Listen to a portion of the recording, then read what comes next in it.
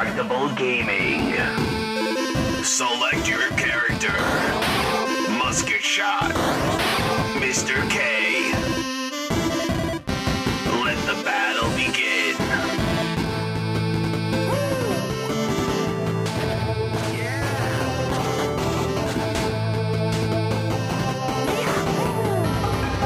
Get ready for a battle unknown. 3, 2, 1. Hello and welcome to another edition of Indestructible Gaming and More. I am Musket Shot. Alongside me is my co-host, Mr. K. Mr. K, what's up? Hey, nothing much. Welcome back, everyone, to another episode. Yes, this week we are discussing a game that we played called Ghost Master, and we played this on Steam. And were you scared playing this? No, not at all. It's not a scary game. Anyways, but it's a small game. It's developed by a company called Sick Puppies Studio, which is kind of a weird name, anyways. And this company was founded in 1999. They released 2 games, which one of them was called Pipe Dreams 3D, which was on the original PlayStation, which I never heard of the game, but I mean, there were so many games for the original PlayStation. And then this Ghost Master, which came out in 2003. But then the company disbanded in 2004. So who knew? You know, it's like that was it. There's a publisher called Strategy First, which they published a lot of different games besides this one. To be honest with you, a lot of the games didn't look familiar at all to me, and that I never even heard of. So,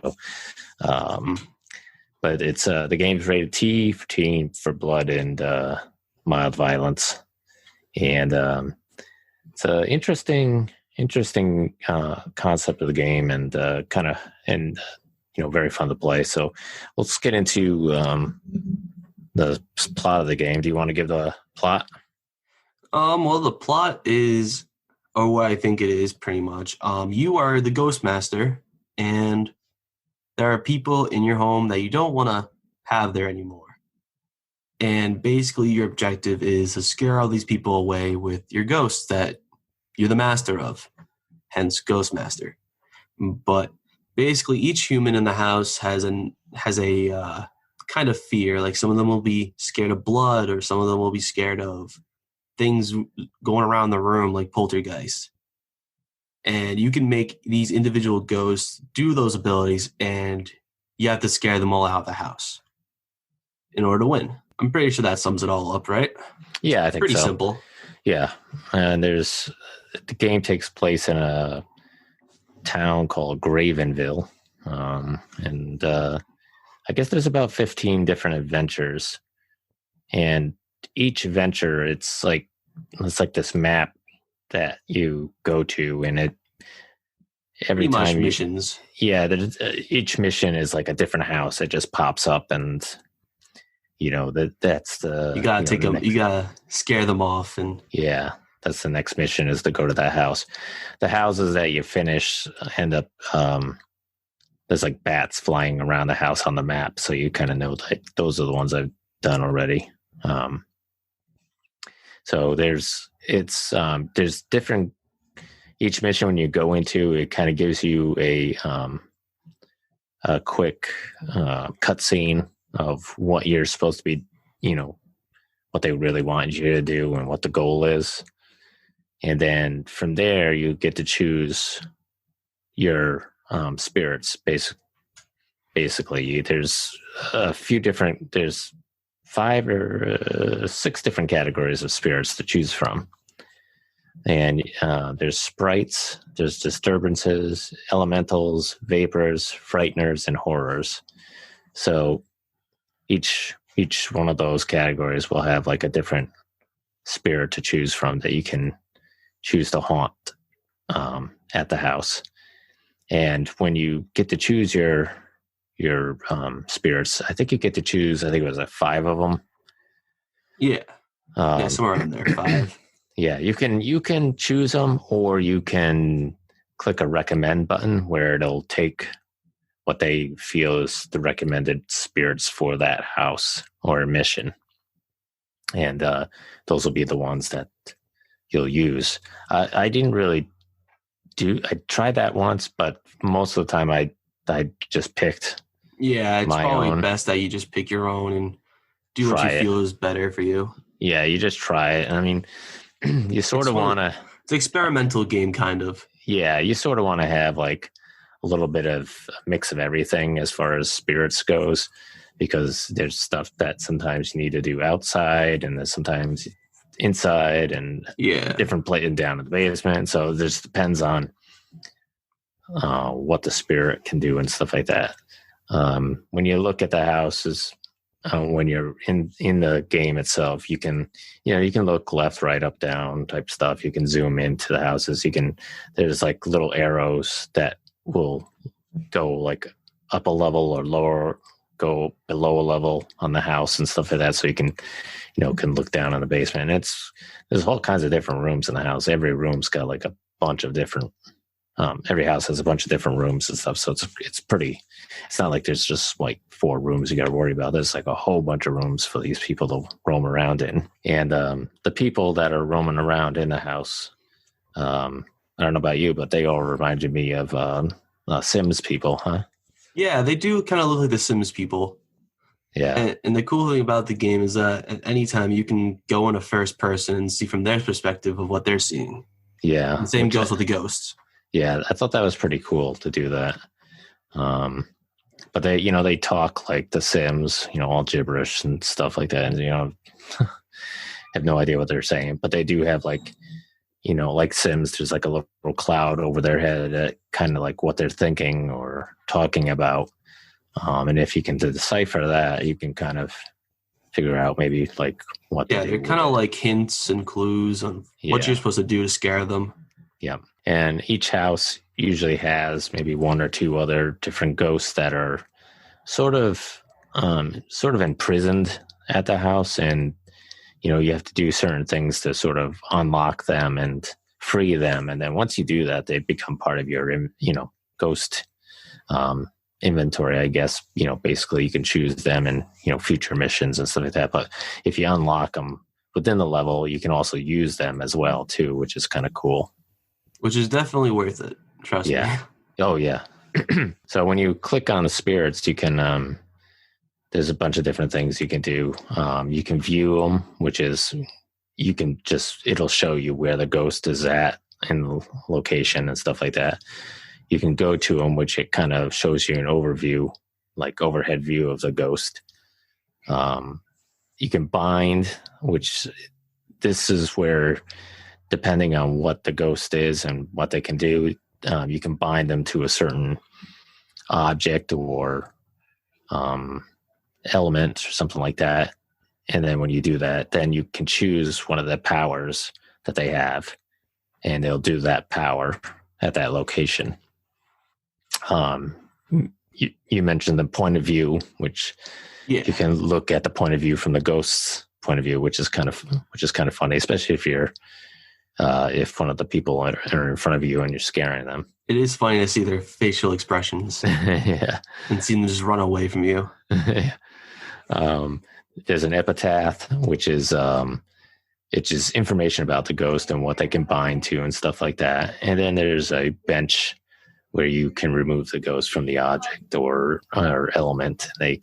You basically retire them to off that location or off the screen.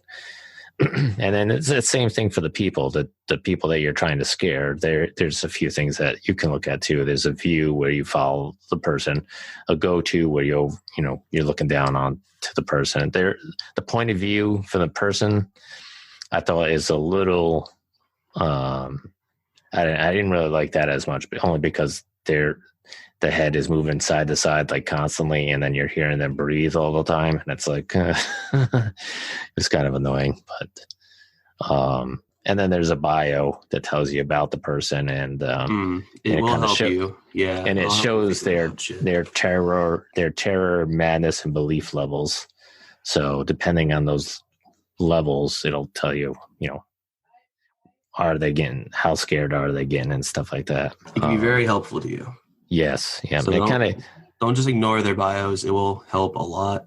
Yeah, try to figure out like their weakness and yeah, and it's good to kind of check on that to like their levels to see how close they are to maybe running out of the house or doing something that you don't want them to do.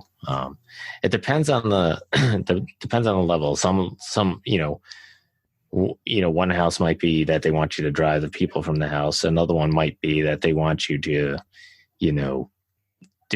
they want you to get them to do something else, and if you drive them from the house, then you're going to fail the mission, type of thing. So it really, you have to kind of pay attention to what they tell you to do at the beginning, as far as what you want your ghosts to do and stuff like that.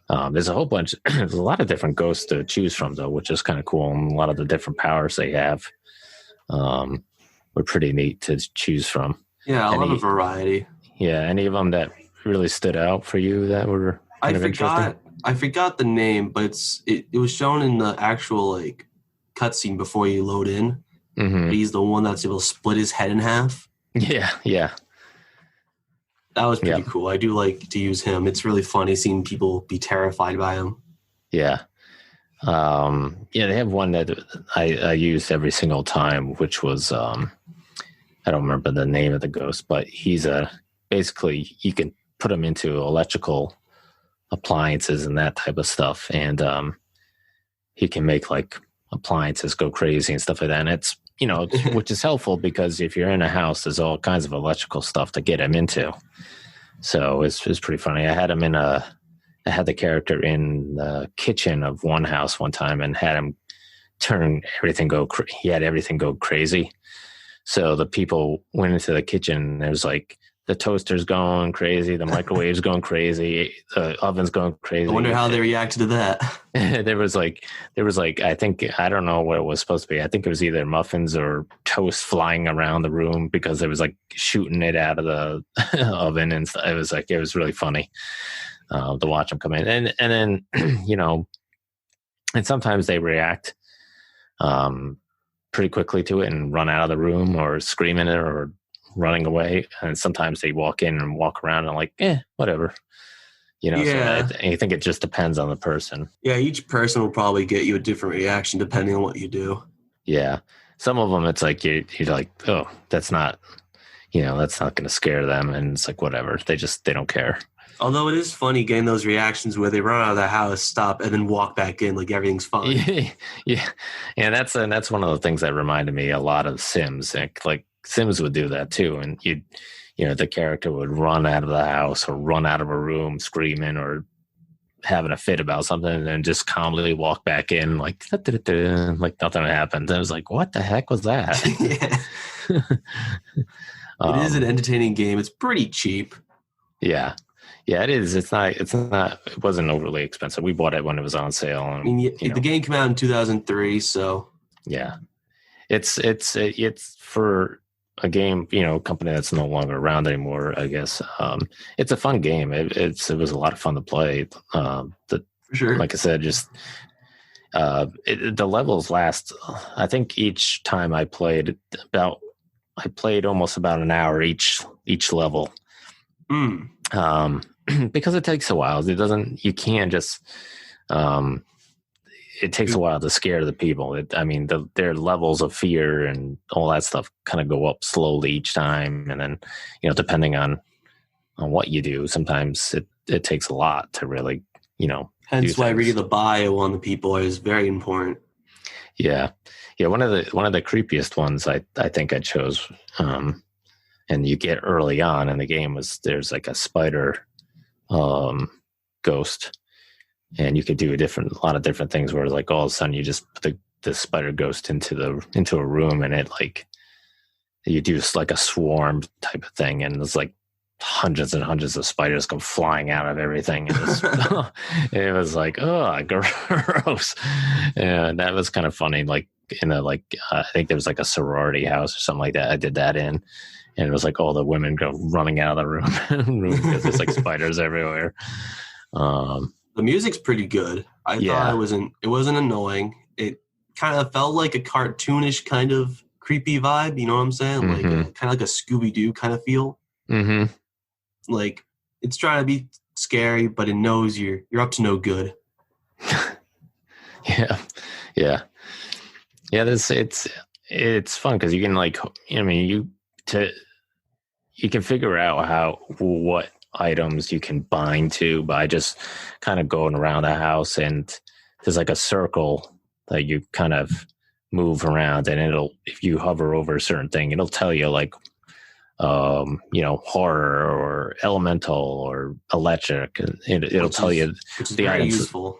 Yeah, which gives you a good idea, like, oh, okay, I can put this ghost here. So it's not like you have to click on a ghost and then drag them all over the house to see if you can bind them to something. You kind of just move that circle to find out what you can bind it to, and sometimes things don't kind of light up like right away. It's sometimes you have to kind of get a couple things going before something else will go. Oh, okay, you can bind to this. You can bind to this now. So it's like it's interesting. And each ghost has, I would say, probably at least 5 or 6 different powers to choose from, which is good too. It's not like there's just one or two things. You can get very creative. If you really took the time and effort, you could probably do a chain reaction that will scare them right out of the house. Yeah. So it's pretty cool. And the graphics are good. Like I said, for a 2003 game, it's pretty good. Yeah, very Sims-like. So if you've played Sims, and you really enjoy Sims, I think this is really, definitely worth playing. I don't know if there's anything else that we didn't touch on this game. It's there are collectibles that you can find with the various ghosts in each level. I don't remember how many, but I think it's 1. Okay. I might be wrong, but there are collectibles.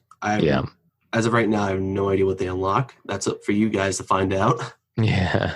Play the game. Maybe you'll have fun. Trust. Yeah. I don't think I got any of the collectibles because that doesn't sound too familiar. They're hidden. So, yeah. They're hidden pretty well. So you're going to have to just look around, use your ghost. Yeah. And use the environment. Yeah. But overall, we pretty much covered the whole game without much spoilers. Yeah. Yeah, it's fun. So what's your final thoughts on the game? I mean, I thought the game was pretty fun. Each ghost I don't remember names very easily. Yeah. So it's hard for me to recall names of the ghosts, but each of them are very unique with different abilities that you could use. Like I said, you can get very creative with them. And you're the ghost master, so you can have them do whatever you want, pretty much, which is pretty cool.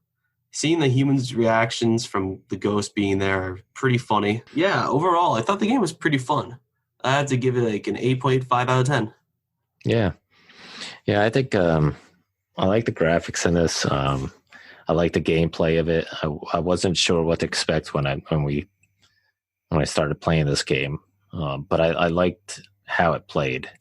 It was easy to play. It's easy to, bind the goat once you kind of get used to it after the first mission. And they have a training mission at the very beginning of the game, which I highly recommend that you do. You don't have to do it, but I highly recommend that you do it because it does let you get an overall good feel for the game of how to do things. And then I forgot to mention, there is another a house you go to where you can train your ghosts, and so they can get more powers and other different things and stuff like that. So that's kind of cool too. So you can kind of like upgrade your ghosts in the game. But there's a lot of there's a lot of different ghosts to choose from, and the fact that they each have, like I said, 5 or 6 different powers to choose from, which I think is a lot of fun. The character, the people in the game, scaring them and stuff like that, and have them do certain things is pretty funny. You can, and doing the point of view is kind of interesting, especially from the ghost point of view. Like I said, from the person's point of view, I thought it was a little difficult at times to watch because of their head movement and then their constant breathing. It was kind of like, okay. I mean, I can understand as a panic state, but yeah, it was kind of like, okay. But there's a lot of different ways to view what's going on in the game and see what's happening, which is pretty cool and fun.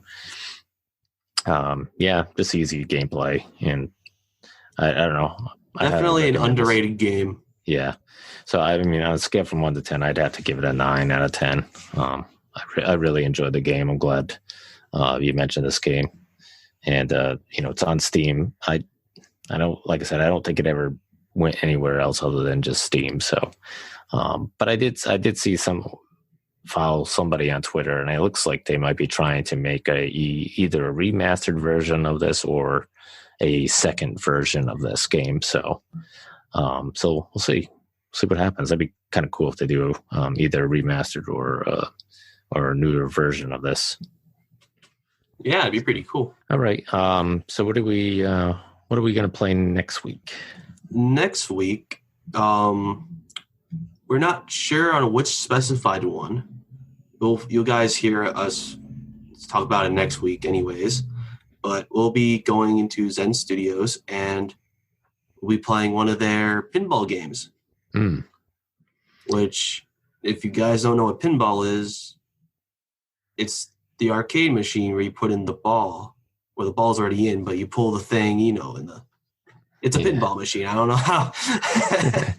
Yeah, if you don't know what a pinball machine is, look it up. Yeah, just look it up. It's hard to describe.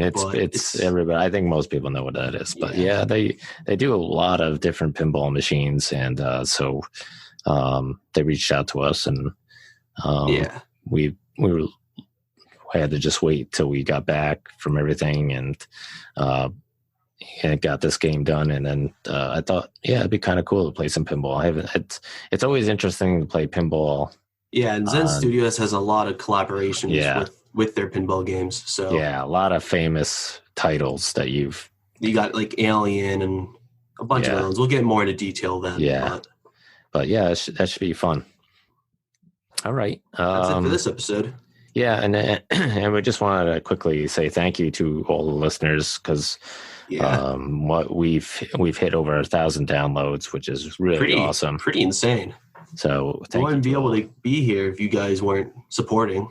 Yeah, so thank you very much for supporting our podcasts and downloading these podcasts. We really appreciate it. Like I said, there's I know there's a lot of different podcasts out there for indie games and video games and stuff like that. So thank you for choosing ours. Thank you for pretty much. I know there's some really really good listeners out there that listen to our podcast every week. Really appreciate it. I know there's one in France, one in Virginia, Rhode Island, and a couple other places that I'm drawing a blank on now. But it's awesome that you guys are doing that and that you're listening to us every week. And it's makes it worth it for us to keep doing this. And we're coming up to in a couple of months we'll hit 1 year doing this, and it's amazing to hit 1,000 downloads this year. It's just really, really surprising, and the fact that we've had downloads in six of the continents on this earth is pretty amazing too. All right, Mr. K. All right, everyone. So that's it, and we'll talk to you later. Take it easy. Stay indestructible, folks. Thanks. Peace. Game over. Hey guys, how's it going? I hope you enjoyed the episode. We're on Facebook and Twitter, and if you go on our website with the same name, you can also find us on all the other kinds of stuff you can listen to us to. Anyways, hope you have a wonderful day, folks. Stay indestructible, and peace.